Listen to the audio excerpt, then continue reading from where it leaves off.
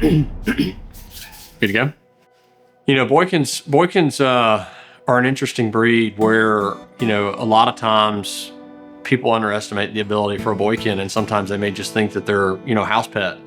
And, one of the things we've kind of adopted over the last year or so is just, we try to sell and breed Boykins with a purpose. And whether that's hunting or, or whatever it is, that's also a big decision maker that we try to look into when we're picking owners, is that these dogs need to have a purpose.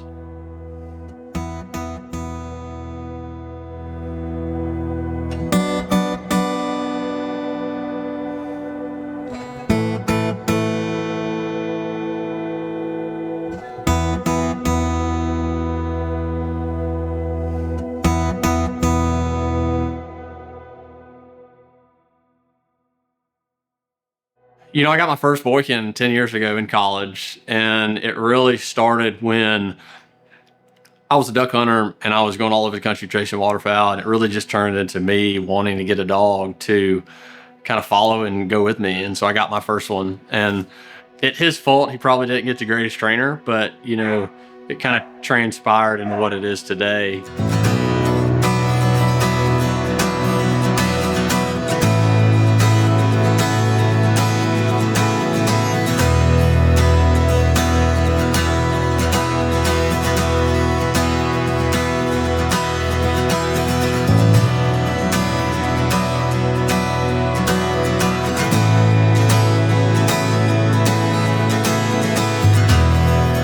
For me, just saying, all right, well, how can we just breed and train the best Boykin Spaniel we possibly can? And by doing that, it's just, hunting with them and putting them around our families and getting feedback from other owners. And so, all of that, it's hard to believe that all of that started with a dog, that I got in college.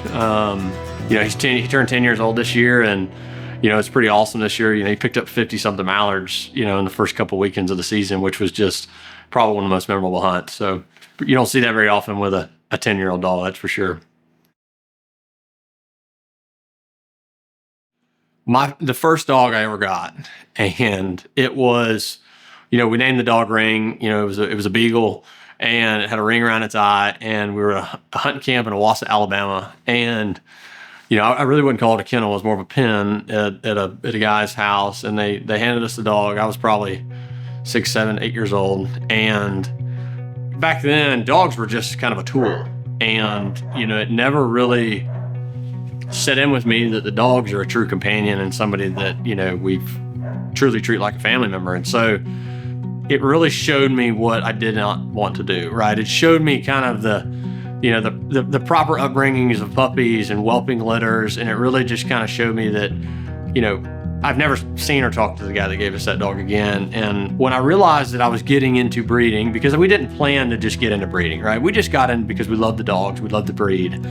I realized that as we started to get into breeding that we wanted to do more. And when we realized that somebody was about to take a part of our family, because that's what it is, and as soon as they're going to take a part of that family, it is hard, and we don't want to lose contact, right? We want to know what we're doing well, right? I mean, I want to get feedback on, how does the dog hunt, right? How do they do in colder weather? How do they do in the house? And I like to take that information and build those relationships so that I'm kind of able to kind of piggyback off of that in the future. What I wanted to focus on was I wanted to give a family and somebody an experience that they'll remember for the rest of their life. And with that, it really kind of turned into, well, how can we do more to give an experience, but also build a relationship with a family for the rest of the dog's life? And that resonated with me, and it just kind of exploded with just not really focused on, hey, here's just a transactional exchange between a dog and, and money. It was more of, hey, here's your dog, but also here's a resource for you. Here's your siblings, owners, here's me as a resource, but also kind of expose them to the breed and the Boykin Spaniel Society so that they understand the concept that they're not just getting a dog and they're not just getting a puppy. The way that it works is once an owner is selected and we have a litter kind of planned, we kind of allocate the picks to families. So, we'll have, I believe in letting a family pick out their puppy. I don't like picking the puppy for the family. Now, what we do is we pick the order for a certain individual, and then we welcome everybody here for kind of a weekend. What we realized was, as a part of the pickup, we wanted to feed everybody and give them some training tips and kind of give them a seminar, let them see, the dam and the sire, and try to understand, kind of the dogs that they're getting. For the weekend, what we realized is, we ended up having people come from all over the country to Huntsville, and everybody came in on Friday, and we realized that everybody was just sitting around at a hotel, just excited to meet their new family member. And so Anna Grace, my wife, and I realized that, we needed to do something more. So we've kind of incorporated almost a cookout. Depending on the year, we'll do an oyster roast where we invite all of the families over for the Friday for a really casual, just, get together for everybody to just get together. Great camaraderie, great fellowship for everybody to just kind of meet each other. And then just to kind of spend some time in a really casual environment while also getting to spend a lot of time with the puppies and to really think about, making the right choice and what everyone is pulling on their heart the best. So that's Friday night. And then on Saturday, we welcome everybody early that morning. Saturday morning is a little bit more structured, where we go on the order for whichever individual is their pick. They pick out their puppy, they come inside, we work on all of the transfer of ownership. We kind of, basically transfer ownership to the owners. And then, once everybody's done, then we come back outside and we have a kind of what's called a kickstart or a puppy class.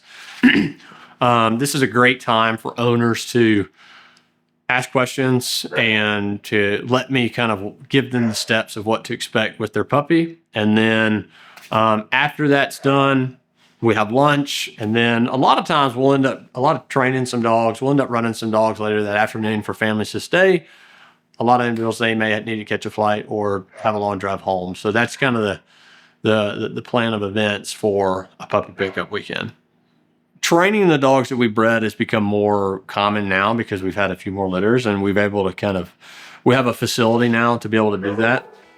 So in the last year, in the last couple of years, we've really tried to focus on training. And, what we realized is that, there's a great need for Boykin Spaniel trainers and to focus on just the breed. And, which is why I've exclusively committed my life to the breed itself and only the Boykin Spaniel. Training these dogs are a lot of fun. It's a very different type of dog that some people, come to love once they watch them and see them. And that's, I certainly have. And so we've been able to meet some phenomenal people. We've got some incredible clients that trust us with their dog. Whether it's our basic gun dog program or dogs that want to go even further. It's something that's really been a lot of fun, and just to try to keep our intake low. Right now we only have 10 runs that we try to take on dogs. And so for training, so keeping it, very small when it comes to our training program. It's a little bit more intimate for us and the dog as well as the owners. We try to spend at least once a week with phone calls with owners, giving them updates and trying to cover the good, the bad, and the ugly, what their dog's doing. And if it's ugly, we're going to tell them what we're going to do to fix it. So by doing that, it's really been something that we've tried to focus on. And, once again, we're always trying to get better and be better trainers.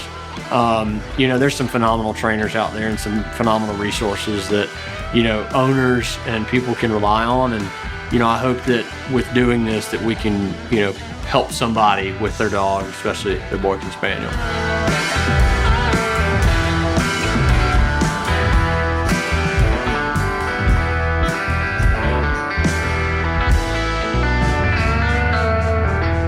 All right, I am Michael Barnes with Valleyway Kennels. We are a full-service Boykin Spaniel breeder and trainer here in North Alabama.